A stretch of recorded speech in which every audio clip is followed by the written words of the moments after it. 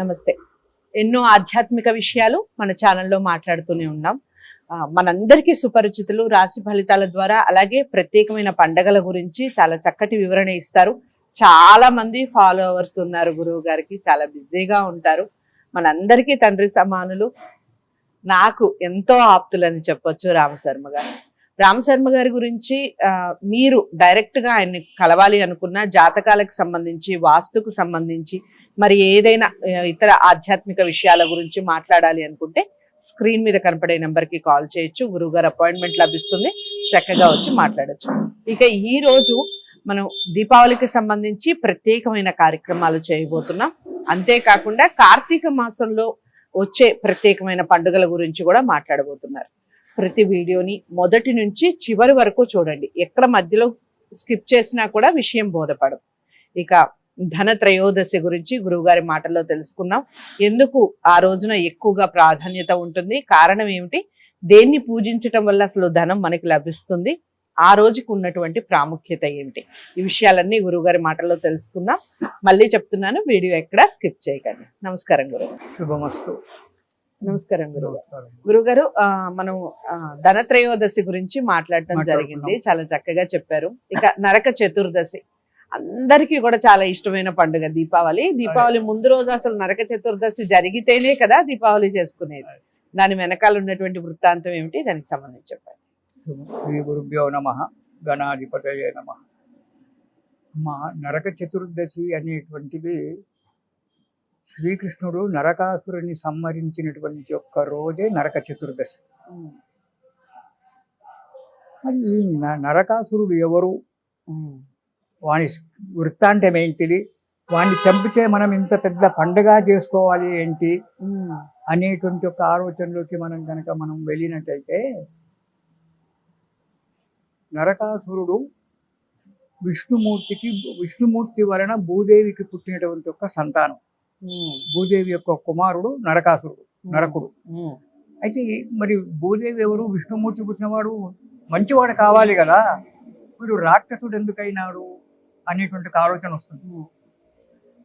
ఒకసారి విష్ణుమూర్తి యోగ నిద్రలో ఉండి ఆయన ఎప్పుడు యోగ నిద్ర ప్రజలను కాపాడాలంటే, అంటే బ్రహ్మాండాలను కాపాడాలి అంటే భగవంతుడు యోగ నిద్రలో ఉండాలి.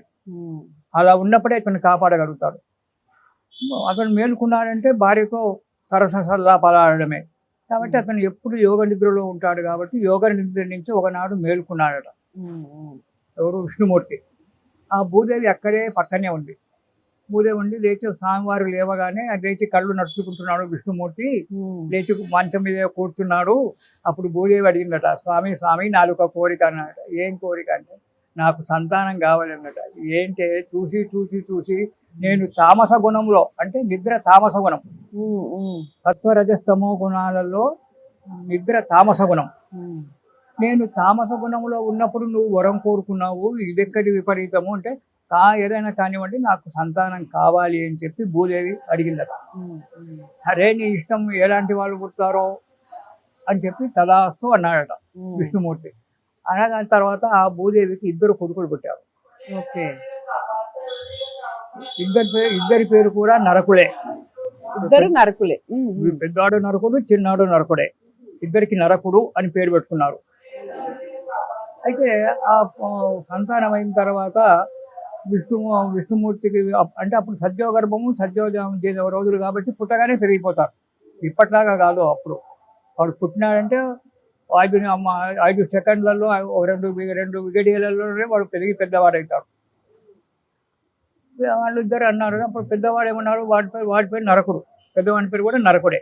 వాడు ఏమన్నాడు, నీవు తండ్రి అడిగాడు విష్ణుమూర్తి, నీకేం కావాలరా అన్నాడు. అంటే, నానా నాకు ఈ భూలోకం మీద ఉండాలని చెప్పి నాకు లేదు, నాకు ప్రత్యేకమైనటువంటి ఒక లోకాన్ని ఏర్పాటు చేసి నాకు ఇస్తే బాగుంటుంది, పాపలను శిక్షించి వాళ్ళకు ధర్మబోధ చేస్తానన్నాడట. సరే అని చెప్పి విష్ణుమూర్తి ఆలోచన చేసి ఏం చేశాడు, యమలోకం పక్కన నరకలోకం ఏర్పాటు చేశాడు. చేసి దానికి ఆ పెద్ద కుమారుడిని, ఆ భూదేవి పుట్టిన పెద్ద కుమారుడిని దానికి రాజ్యాధికారం ఇచ్చేశాడు. ఆ నరకుడు ఆ నరకలోకంలో ఉంటూ దుష్టులను శిక్షిస్తూ, పాపలను శిక్షిస్తూ, వాళ్ళకు ధర్మబోధ చేస్తూ, జ్ఞానాన్ని బోధిస్తూ వాడు కాలం గడుపుతున్నాడు. రెండో వాడు ఉన్నాడు. నీకేం కావాలి నాన్న అని అడిగాడు పాపం. అంటే వాడు నాకు ఆ నరకాలు గిరకాలు లోకాలు లేదు, నాకు భూలోకంలో నాకు ప్రత్యేకమైన ఒక లోకాన్ని, ఒక రాజ్యాన్ని ఏర్పాటు చేసి ఆ రాజ్యాన్ని ప్రభుత్వం చేయి, భూలోకాన్ని అంతా ఏర్పాటు చేస్తాను, నేను మహాబలాఢ్యునిగా ఉండాలి అన్నాడు. సరేనని చెప్పి విష్ణుమూర్తి ఏం చేశాడు, ప్రాగ్జ్యోతిషపురము అంటే ఇప్పుడు బ్రహ్మపుత్ర నది ఒడ్డున ఉండబడి అంటే ఒడ్డున ప్రాగ్జ్యోతిషపురం అనేటువంటి ఒక పట్టణాన్ని ప్రత్యేకంగా ఏర్పాటు చేసి ఆ రాజ్యానికి ఈ చిన్నవాడిని వీడిని రాజ్యాభిషేకం చేశాడు. చేసిన తర్వాత వీడు ఏం చేశాడు, ఉండి ఉండి ఉండి కొంతకాలం అయిన తర్వాత ఈ చిన్నవాడు శివుని గురించి తపస్సు చేశాడు. వీళ్ళలో రజోగుణం పెరిగిపోతుంది, ఎందుకంటే సంపద ఉంది, అన్నీ ఉన్నాయి. పెద్దవాడేమో ఒక ఆధ్యాత్మికవేత్త అయిపోయాడు, ఈ చిన్నవాడి రజోగుణం పెరిగిపోయింది. వీడేం చేశాడు, శివుని గురించి తపస్సు చేశాడు. శివుని గురించి తపస్సు చేస్తే శివుడు ప్రత్యక్షమై ఏం కావాలన్నాడు, నాకు మరణం లేకుండా చెయ్యి, వీడు కోరేదంతా అదే కదా, ఏ రాక్షసుడు కోరినా అదే కోరుతారు, నాకు మరణం లేకుండా చెయ్యి అన్నాడు. ఒరే మరణం లేకుండా ఎలా ఉంటావురా, పుట్టినవాడు గిట్టాల్సిందే, తప్పదది, అది విన్నాడు. నేను ఎన్నో అవతారాలు ఎత్తాను, మళ్ళీ వచ్చాను, అదేవిధంగా తప్పదు అది అంటే వాడు బాగా ఆలోచించేమన్నాడు, నాకు నా తల్లి వల్ల మరణం కావాలి అన్నాడు. అంటే తల్లి కొడుకుని చంపాలి కదా, వాడి ఆలోచన. తల్లి కొడుకుని ఎలాగూ చంపదు కాబట్టి నాకు మా తల్లి వలనే మరణం కావాలి అన్నాడు. వీని కోరిక బాగానే ఉందని చెప్పి తదాస్తని చెప్పేశాడు. చెప్పి నీ భక్తికి మెచ్చంగా నీకు ఒక ఆయుధం ఇస్తున్నాను, ఒక అస్త్రం ఇస్తున్నాను, ఇది చాలా జాగ్రత్త, ఇది ఎవరి మీద ప్రయోగించినా వాడు మాత్రం భస్మీపటలమే కానీ మళ్ళీ బ్రతకడు, అది బ్రహ్మాది దేవతలు ఎవరైనా కానీ ప్రపంచం మీద వదిలిపెడితే ప్రపంచం మొత్తం బూడిదే కానీ మళ్ళీ సృష్టి కార్యక్రమం అనేటువంటి ఏది ఉండకుండా అవుతుంది, చాలా జాగ్రత్తగా వాడాలి అని చెప్పి ఒక అస్త్రం కూడా ఇచ్చాడు. నరకుడు వరాలు పొందాడు, గర్వం పెరిగిపోయింది, అహంకారం పెరిగిపోయింది, అన్ని 3 లోకాలు బాధపెట్టాడు. బాధపెట్టి ఎంతోమంది రాజులను బాధపెట్టి వాళ్ళందరి యొక్క రాజకుమార్తెలను వాళ్ళను ఇచ్చి 16,000 మంది 16,100 మంది రాజకుమార్తెలను తీసుకొచ్చి తన కారాగారంలో బంధించాడు నరకుడు. 16,100 ఇంతమంది రాజకుమార్తెలను బంధించి తీసుకొచ్చి తన కారాగారంలో పెట్టి వాళ్ళను బాధపెడుతున్నాడు. ఇదంతా జరిగేటప్పుడు అయిపోయింది. ఇది ఎప్పుడో కృతయుగంలో జరిగినటువంటి ఒక కార్యక్రమము. రాగా ఇదంతా చేసుకుంటేటప్పటికి ద్వాపర యుగం వచ్చింది.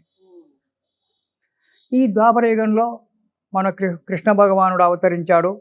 ఆ కృష్ణ భగవానుడిని సత్యభామాదేవి పెళ్లి చేసుకుంది. ముద్దుల భార్య, అందగత్తె, ముద్దుల భార్య. రుక్మిణీదేవి లక్ష్మీదేవి యొక్క అంశ, సత్యభామ భూదేవి యొక్క అంశ. ముద్దుల భార్య ఇద్దరు పెళ్లి చేసుకున్నారు, హాయిగా ఉన్నారు. ఈ రాజకుమార్తెలు ఎప్పుడైతే 16,100 మంది రాజకుమార్తెలు వీళ్ళంతా కూడా కారాగారం ఉన్నారో వాళ్ళ యొక్క తండ్రులు, అన్నలు వీళ్ళంతా కూడా ఎవరైతే ఉన్నారో వాళ్ళందరూ వచ్చి ఒకసారి కృష్ణుని దగ్గర మొరబెట్టుకున్నారు. అయ్యా రాజా, ఇంతమంది స్వామి కృష్ణ భగవాన్ ఇంతమందిని వాడు చెరబట్టాడు, నరకాసురుడు చాలా దుర్మార్గుడు ఉన్నాడు, వాడు అసలు విష్ణుమూర్తి కుమారుడు, కృష్ణుడికి తెలియదా, నా కొడుకే అని చెప్పి కృష్ణుడికి తెలుసు కానీ వీళ్ళు చెప్పడం, వాడు విష్ణుమూర్తి కుమారుడు, వాడు శివునితో వరాలు తీసుకున్నాడు, ఇది చాలా ఇది జరిగింది అంటే సరేలే చూస్తాందే అన్నాడు అని చెప్పి ఒకసారి యుద్ధానికి బయలుదేరదామని మన సైన్యాలన్నీ తీసుకొని కృష్ణుడు బయలుదేరుతూ సత్య ఇట్లా అన్నాడు. మరి సత్య ప్రియమైన భార్య కదా, ఆ సత్యభామను తీసుకొని గరుడ వాహనం మీదెక్కి కృష్ణుడు నరకాసురుడి పైకి యుద్ధానికి వెళ్ళాడు. నరకాసురుడు మహాబలాఢ్యుడు, వాడు 5 రకాల కోటలు కట్టుకున్నాడు. అవి ఏం కోటలు? పృథివీ, ఆపస్తేజో, వాయురాకాశాది అని చెప్పి పృథివీ కోట, ఆకాశం కోట, జలకోట, అగ్నికోట, వాయుకోట, ఈ 5 కోటలను విచ్ఛేదం చేసుకుంటూ కృష్ణ భగవానుడు సత్యభామతో సహా సైన్యంతో సహా ఆ ప్రాగ్జ్యోతిషపురంలో అడుగుపెట్టాడు. దానికి దగ్గరలోనే మాహిష్వతీపురం, మనం సినిమాల్లో మాహిష్వతీపురం బాహుబలి మాహిష్వతీపురం, అది ఇప్పుడు కూడా ఉంది కానీ పేర్లు మారాయి. ఇప్పుడు సామాన్యంగా మనం ప్రాగ్జ్యోతిషపురం అంటే అస్సాం అనుకుంటా, బ్రహ్మపుత్ర నది ఒడ్డున ఉండబడేటువంటిది. అది అలా బయలుదేరి యుద్ధాన్ని చేస్తున్నారు. నరకాసురునితో యుద్ధం చేస్తున్నాడు కృష్ణుడు. నరకాసురుని సైన్యమంతా కూడా నశింపజేశాడు. నేను క్లుప్తంగా చెప్తున్నాను, మొత్తం చాలా పెద్దగా ఉంది, ఓ 2 గంటలు అవుతుంది చెప్పాలంటే, నేను క్లుప్తంగా చెప్తున్నాను. కృష్ణుడు తన సాయపార్వంతో గరుత్మంతుడు కొంతమందిని, కృష్ణుడు కొంతమందిని, కృష్ణుడి వెనకాల వచ్చినటువంటి ఒక పరివారం కొంతమందిని, ఆ నరకాసురుని సైన్యానంతా కూడా నశింపజేశారు. చివరకు నరకాసురుని యొక్క ప్రధానమైన ఒక వ్యక్తి మురరి అనేటువంటి ఒక రాక్షసుడు ఉన్నాడు. వాడికి చాలా, నరకాసురుని కంటే కూడా బలాఢ్యుడు వాడు, ఎన్నో వరాలు కోరుకున్నటువంటి వాడు. వాడికి 3 తలకాయలు ఆ మురారికి. ఆ మురుడు అనేటువంటి ఒక రాక్షసుని కృష్ణుడే స్వయంగా తన చక్రాయుధం చేసి సంహరించే, అందుకే కృష్ణుడికి మురారి అని పేరు వచ్చింది. మురుడు అనేటువంటి ఒక రాక్షసుని సంహరించాడు కాబట్టి విష్ణు భగవానుడికి మురారి అనేటువంటి ఒక నామకరణం ఏర్పడింది. మురారి కూడా పోయినాడు. అప్పుడు నరకాసురునితో గరుత్మంతుని మీద కూర్చొని కృష్ణుడు ఇద్దరు కూడా కూర్చొని యుద్ధం చేస్తున్నారు. కృష్ణుడు మహాఘోరంగా యుద్ధం చేస్తున్నాడు. కానీ కృష్ణుడు చంపొచ్చు, కానీ వాడు తల్లి చేతిలో చేస్తానన్నాడు. వాడికి లేదు కదా, తల్లి అది తెలిసే కృష్ణుడు సత్యం తీసుకొని వెళ్ళాడు యుద్ధానికి. ఇది అంతర్గతమైన విషయాలు ఇవన్నీ. సత్యభామను తీసుకొని ఇప్పుడు మిత్రవింద, కాళింది వీళ్ళంతా ఉన్నారు, నగ్నాంతి ఎవరిని తీసుకోపోకుండా ఒక్క సత్యభామని తీసుకుని వెళ్ళడానికి కారణం ఏంటంటే నరకాసురుడు కాబట్టి తల్లి చేతిలో చేస్తాడు కాబట్టి, సత్యభామ భూదేవి యొక్క అంశ కాబట్టి సత్యం తీసుకొని యుద్ధానికి వెళ్ళాడు. అది కాక అక్కడి నుంచి సత్యభామ యొక్క కోరిక పారిజాత వృక్షంగా స్వర్గానికి వెళ్ళాలి, పారిజాత వృక్షం తీసుకోవాలని చెప్పి అదంతా కోరిక ఉంది. ఆ ప్రియురాలి యొక్క కోరికలన్నీ తీర్చడానికి సత్యాదేవిని ఇంట పెట్టుకొని యుద్ధానికి వెళ్ళాడు. అక్కడ యుద్ధం జరుగుతుంది, మహాబలంగా యుద్ధం జరుగుతుంది. యుద్ధం జరుగుతూ ఉంటే అప్పుడు ఆ నరకాసుడు అలసిపోయాడు. పోయి ఇట్లా కాదని చెప్పి అప్పుడు ఆ శివుడు ఇచ్చినటువంటి ఒక శక్తి బాణం ఏదైతే ఉందో దాన్ని ప్రయోగించాడు. అది చూశాడు, కనిపెట్టాడు కృష్ణుడు. అది ఎప్పుడు దగ్గరికి రాగానే దాన్ని తీసుకొని మింగేశాడు. భువన బ్రహ్మాండాలు కడుపులో ఉన్నటువంటి వానికి ఆ శక్తి బాణము గొప్ప కాబట్టి ఆ శక్తి బాణాన్ని మింగేసిన తర్వాత ఏం చేశాడు కృష్ణుడు? తన కడుపులో నొప్పి వస్తుంది, తాను అలసిపోయినట్టుగా పడుకున్నాడు రథం మీద. ఎదురుగుండా నరకాసురుడు యుద్ధం చేస్తున్నాడు. కృష్ణుడు అలసిపోయి పడుకున్నట్టుగా రథంలో పడిపోయాడు. అప్పుడు సత్యభామ వెంటనే ధనస్సు తీసుకుంది కృష్ణుని దగ్గర నుంచి. కృష్ణుని దగ్గర ఉన్న ధనస్సును పట్టుకోవాలంటే చాలా కష్టం. శార్జ్ఞమైనది ధనస్సు, దాని పేరే శార్జ్ఞం. దాన్ని పట్టాలంటే చాలా కష్టం. అటువంటిది అతని యొక్క అంశనే కాబట్టి ఆ ధనస్సును తీసుకొని నరకాసురుడితో యుద్ధం చేస్తుంది. నరకాసురుడి దగ్గర 8 మంది ముఖ్యమైనటువంటి ఒక సైనికులు, మంత్రులు ఉంటారు. ఆ మంత్రులను సత్యభామాదేవి సంహరించిన తర్వాత నరకాసురుడు ఇంకొక శక్తి బాణాన్ని ప్రయోగిస్తున్నాడు. ఇక్కడ సత్యభామ ఏం చేసింది? అర్ధచంద్రాకారం యొక్క బాణాన్ని ప్రయోగిస్తుంది. అర్ధచంద్రాకారం అది కంఠాన్ని ఇలా తెంపేస్తుంది. అర్ధచంద్రాకారం బాణాన్ని ప్రయోగిస్తుంది. కృష్ణుడు చూశాడు, నరకాసురుడు ఇస్తాడు. ఆ బాణం వేస్తే తను సత్య ఇద్దరు కూడా నశిస్తారు. నరకాసురుడు ఆ బాణం కనుక ప్రయోగించినట్టయితే ఇద్దరు కూడా చేస్తారు. వాడు ఆ బాణం ప్రయోగించక ముందే కృష్ణుడు తన మాయోపాయం చేత అదృశ్యంగా చక్రాన్ని పంపించి వాని తల నరికేశాడు. ఆ చక్రం విష్ణు చక్రం ఎవరికి కనబడకుండానే దాన్ని మాయోపాయం చేత చేసి వాడిని ఖడ్గాన్ని తెంపాడు. ఎప్పుడైతే విష్ణు చక్రము నరకాసురుని యొక్క శిరస్సు ఖండిస్తుందో అదే సమయంలో సత్యభామ వదిలినటువంటి ఒక అర్ధచంద్రాకారం యొక్క బాణం వచ్చి వాడి కంఠాన్ని పుచ్చుకుంది. అయితే దీంట్లో చంపింది విష్ణుమూర్తే, కానీ బాణం తగిలింది కాబట్టి సత్యభామాదేవి చంపింది తన కొడుకును అనేటువంటి ఒక మనకు ప్రాబల్యం. ఇలా నరకాసుర వల్ల జరిగిన తర్వాత మనము మరి దీపావళి ఎందుకు చేసుకోవాలి, దానికి దీపావళికి ఎందుకు ముడి అనేటువంటి క్వశ్చన్ అయితే, నరకాసురుడు చనిపోయాడు కాబట్టి ఆ ఆనందంలో నరక చతుర్దశి నాడు చనిపోయాడు. అతను చతుర్దశి నాడు, ఆశ్వీజ బహుళ చతుర్దశి నాడు చనిపోయాడు. చంద్రోదయం వేళ చనిపోయాడు, చంద్రబాణంతో చనిపోయాడు కాబట్టి మనకు చతుర్దశి రాత్రి చంద్రోదయ సమయంలో, అంటే సామాన్యంగా చతుర్దశి నాడు ఉదయము 3:30-4 గంటలకు చంద్రోదయం అవుతుంది. ఆ చంద్రోదయ సమయంలో చతుర్దశి తిథి ఉన్నప్పుడు అభ్యంగన స్నానం చేయాలి. నరక చతుర్దశి నాడు ఒక రాక్షసుడు చచ్చిపోయాడు కదా, మనకు మైల పోయింది అనేటువంటి ఒక ఉద్దేశమే కావచ్చు, శుభసూచకానికే కావచ్చు. ఆ చతుర్దశి తిథి ఉన్నప్పుడు చంద్రోదయ సమయంలో, చంద్రోదయం అయినప్పుడు అప్పుడు మనం అభ్యంగన స్నానం చేసుకోవాలి. అభ్యంగన స్నానం అంటే ఏంటి? మనకు ఆడపిల్లలు ఉంటే మంచిగా బొట్టు పెట్టడము, తలకు శరీరానికి నూనె పెట్టడము, గోరువెచ్చటి నీళ్ళతో స్నానం చేయడము, కొత్త బట్టలు కట్టుకోవడము అభ్యంగన స్నానం. అభ్యంగన స్నానం చేసిన తర్వాత సత్యకృష్ణులకు ఇద్దరికి కూడా పూజ చేసుకోవాలి. నరక చతుర్దశి నాడు ఇటు కృష్ణ భగవానుడికి, ఇటు సత్యాదేవికి. ఆ ఫోటో ఉంటే సత్యాదేవి ఫోటో దొరకకున్నా సరే ఒక లక్ష్మీదేవి ఫోటో పెట్టుకొని ఆ సత్యకృష్ణులకు ఇద్దరికి పూజ చేసుకొని వాళ్ళకు తీపి, అంటే మీరు యుద్ధంలో గెలిచి వచ్చారు కాబట్టి స్వీట్ తినండి అని చెప్పి తీపి నైవేద్యం పెట్టడము, వస్త్రాలంకారాలు చేయడము.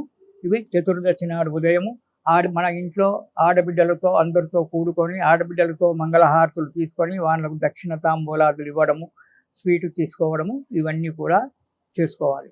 చేసుకుని మనము త్రయోదశి నాడు ఎప్పుడైతే సాయంకాలం ధనత్రయోదశి నాడు మనము లక్ష్మీ కుబేర పూజ చేస్తాం కదా, ఆనాటి నుంచి దీపాలు ఏవైతే పెడతామో అవి కంటిన్యూషన్ చేయాలి 5 రోజుల వరకు.